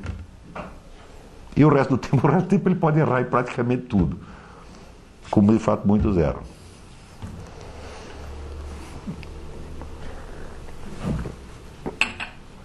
Agora, se falar em infalibilidade papal, então dá a impressão, né, que é uma coisa absurda, que você tem que obedecer aquele jeito. Faça o que fizer.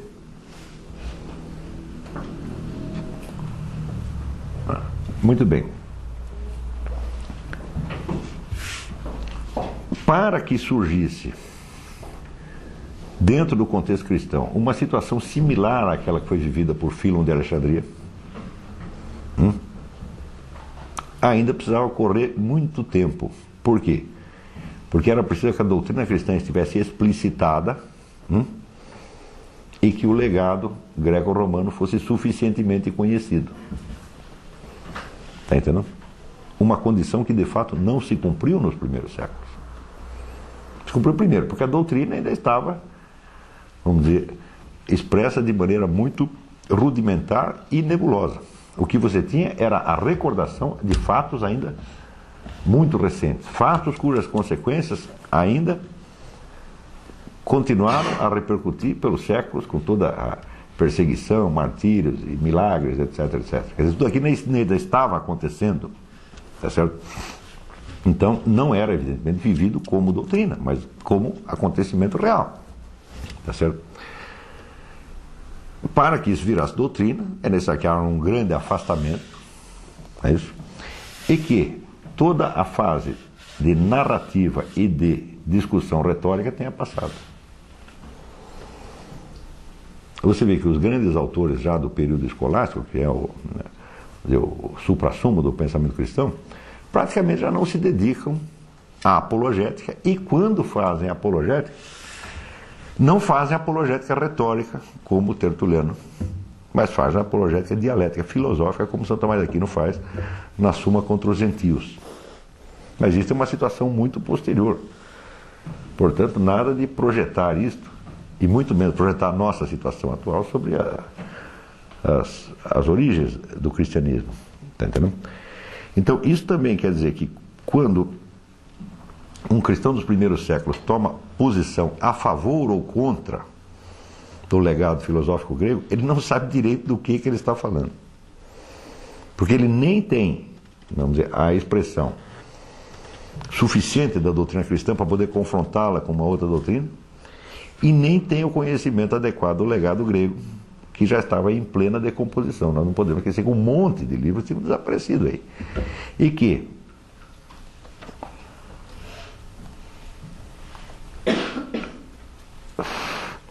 por exemplo, quando você lê Tertuliano, e sempre que ele se refere aos filósofos gregos, ele se refere à academia.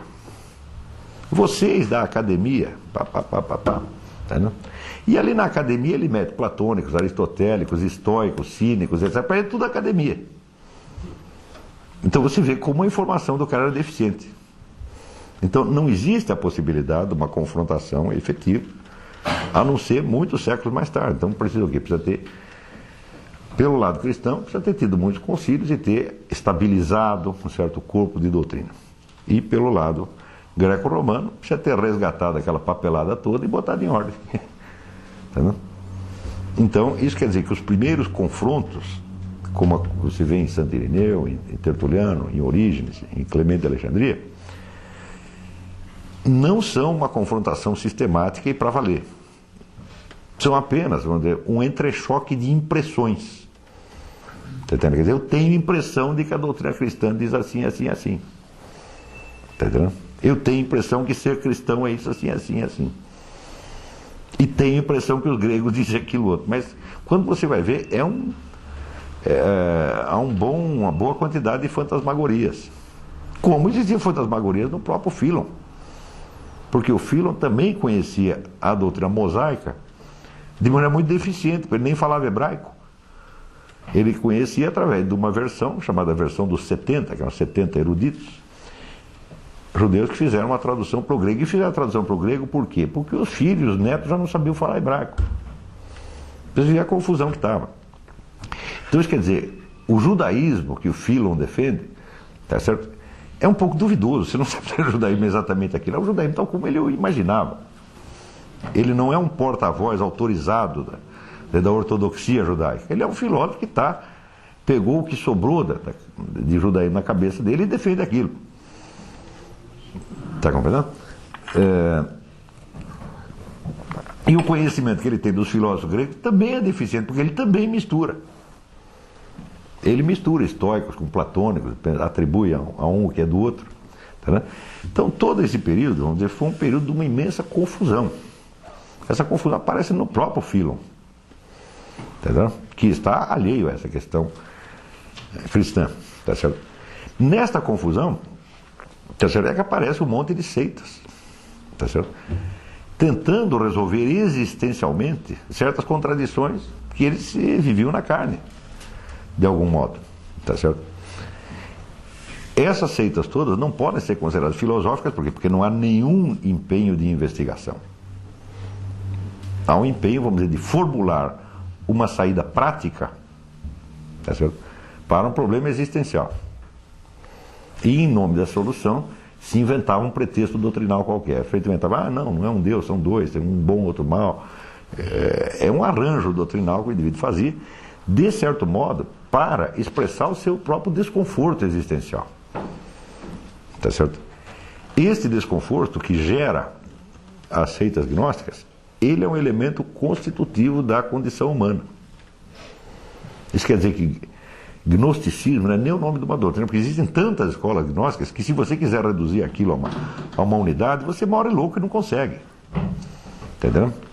O que tem em comum em todas elas, e isto o Eric Voegelin sempre insistiu nisso, que o gnosticismo não é propriamente uma doutrina, ele é uma expressão de um tipo de experiência humana, que, transposto ao plano doutrinal, ele cai na fantasia e no erro, na medida em que ele absolutiza aquela experiência como se fosse a única possível. Quer dizer, como pessoas que tiveram um trauma, tá certo? E aquele trauma circunscreve e delimita o horizonte visível delas. Elas não enxergam nada mais para fora daquilo. Como o sujeito que tem uma neurose de guerra, tá entendendo?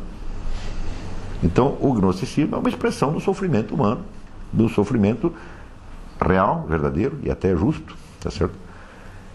Que, transposto doutrinalmente, ele vira um pesadelo hipnótico, Tá certo? Então, e que volta e meia isto reaparecerá, tá certo? Aí reaparecerá no mundo moderno com um enorme impacto, sobretudo a partir do século XIX, a Revolução Francesa. Mas quando você lê os escritos do Marquês de Sade, tá certo? Ou vê aqueles personagens de Dostoiévski, como Ivan Karamazov, tá certo? A revolta total que eles têm contra Deus, entendeu? Eles fazem uma espécie de julgamento de Deus, né? É sempre baseado, vamos dizer, numa separação entre Deus e o homem. Digo, bom, peraí, se existe um Deus onipotente e infinito, não tem um jeito de você se colocar em face dele para falar dele como objeto. Você está entendendo? E este é o problema agnóstico fundamental. O gnóstico fala de Deus como objeto. Então, todo o discurso gnóstico, ele tem esse problema da autorreferência. Ele não se explica a si mesmo. Está entendendo? Então, ele acaba sendo sempre uma exceção à sua própria regra. E isto mostra, evidentemente, uma falha, uma ruptura básica na integridade da visão que o sujeito tem. E por isso mesmo não pode ser considerado doutrina filosófica, porque a filosofia é a busca, tá certo, dessa integridade. Dessa integridade não somente na esfera do discurso, mas na esfera da ação e da conduta. Então, quer dizer, se o sujeito é um filósofo, primeiro que ele busca a explicação de alguma coisa, bom, essa explicação que ele está buscando tem que explicar ele também. Quer dizer, eles têm que estar inseridos na sua própria explicação. Quer dizer, ele não pode ser uma exceção. E, evidentemente, uma das causas dessa experiência dolorosa que cria o gnosticismo é aquela que nós explicamos na outra vez, que é a quebra da polis, da ordem estatal, a quebra da cidadania, por assim dizer. E outra causa, evidentemente, a própria invasão, quer dizer, de doutrinas, né, que chegaram do Oriente. Cada uma propondo, né, a solução para todos os males humanos, mas pela sua própria multiplicidade, provando que elas não podiam remediar mal nenhum, porque elas mesmas eram o próprio mal. Tá certo? Então, nesse período, o gnosticismo surge como uma expressão do total desamparo humano, ao qual não resta fazer mais nada a não ser jogar a culpa em Deus. Entendeu? E aonde se repetir uma situação similar, surgirão de novo essas expressões gnósticas que só podem ser neutralizadas pela recordação do início da coisa. Quer dizer, como é que nós entramos nisso? Qual é o caminho seguido dentro do labirinto para chegar até aqui? Não é necessário dizer que a ideia de que tudo na religião é matéria de fé é uma ideia agnóstica. Porque vai separar, evidentemente. Aqui tem o mundo do conhecimento, ali tem o mundo da fé. E se fosse assim, a fé seria impossível. Porque a fé, vamos dizer, é a crença pela credibilidade da fonte, a qual supõe o conhecimento da credibilidade da fonte, o qual, por sua vez, não é matéria de fé. Está compreendendo? Quer dizer, você acredita no que seu pai disse porque você sabe que ele é seu pai. Agora, você sabe que ele é seu pai por quê? Também é matéria de fé? Não, você tem que ter tido algum indício, não é o primeiro sujeito que chega na sua casa e toca a campainha, eu sou seu pai, você vai... Não é assim também.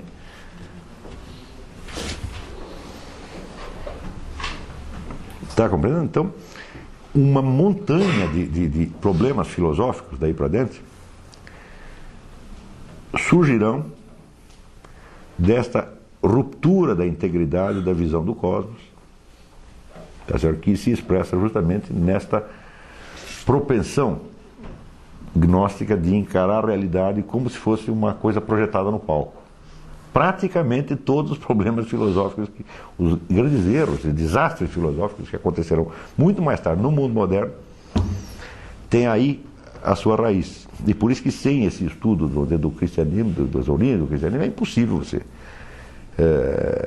entender o que se passou depois. Isso quer dizer que nós ainda estamos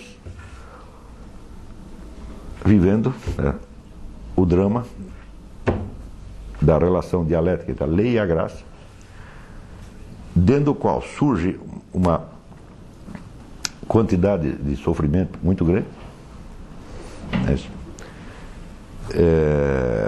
e que só vai se desfazendo aos poucos à medida que a mensagem cristã vai chegando até as pessoas e elas vão se integrando dentro de uma ordem cristã, o que também não era fácil pelo simples fato de que não havia doutrina cristã. Não é isso? Então a coisa dependia, vamos dizer, de uma propagação enormemente problemática, porque o sujeito que ia pregar, levar a mensagem cristã, ele era o portador do evangelho, portador da boa nova. Não é isso? Ora, para ele ser portador da boa nova, ele precisava não ser somente um portador, ele precisava ser um sinal dela. Está compreendendo? Então isso quer dizer que aqueles camaradas que foram, como São Patrício, que foi lá cristianizar a Irlanda, ele não estava levando uma doutrina, ele estava levando uma notícia e uma prova. A prova que era ele mesmo. Vê como isso é complicado, né? Está entendendo? Então você vai ver na história da evangelização dos povos uma sucessão assombrosa de milagres. Entendeu? Que, vamos dizer, evidentemente, funcionava muito mais do que qualquer doutrina. Você acreditava na doutrina por quê? Por causa da confiabilidade do portador. E onde está a confiabilidade dele? Está na conduta dele, na santidade e no milagre, não na doutrina. Não é um problema de retórica. É um problema de testemunho. Para virar um problema de retórica, bom, já uma segunda fase. É preciso que toda esta etapa, né, tenha passado e que você tenha tido tempo de estabilizar, vamos dizer, uma apologética mais ou menos padronizada. O que é uma apologética padronizada? Será aquela que teoricamente deveria funcionar na ausência do portador santo. Porque já é um negócio altamente problemático. Não é isso? Porque aí você vai ter uma persuasão meramente intelectual na base do possível. Você vai ler tudo aquilo, faz sentido, pode ser assim. Mas cadê o portador? Cadê a confiabilidade do portador? Não tem. Então, dançou. Está entendendo? Quer dizer, este é um dos problemas, vamos dizer, da evangelização, suposta evangelização da América Latina, que nunca aconteceu.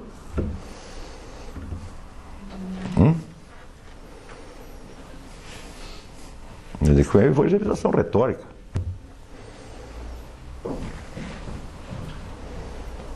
Isso, portanto, permaneceu superficial. E mesmo Anchieta, com o trabalho do começo? Mas bom, pode até ser, mas é muito pouco, né? Se você perguntar assim, quantos santos tem no Brasil? Tem uma beata italiana, isso que eu sei, né? E como é possível? O maior país católico do mundo, depois de 5 séculos, não tem santo nenhum. Então, uma vez conversando com o Vital Perry, que é o maior estudioso da religião comparada no mundo, eles dizem que o Brasil é um país católico, mas não é não, aquilo é tudo macumbeiro. Eu fiquei ofendido, mas depois eu vi que é verdade. Então, é evidente que nesse...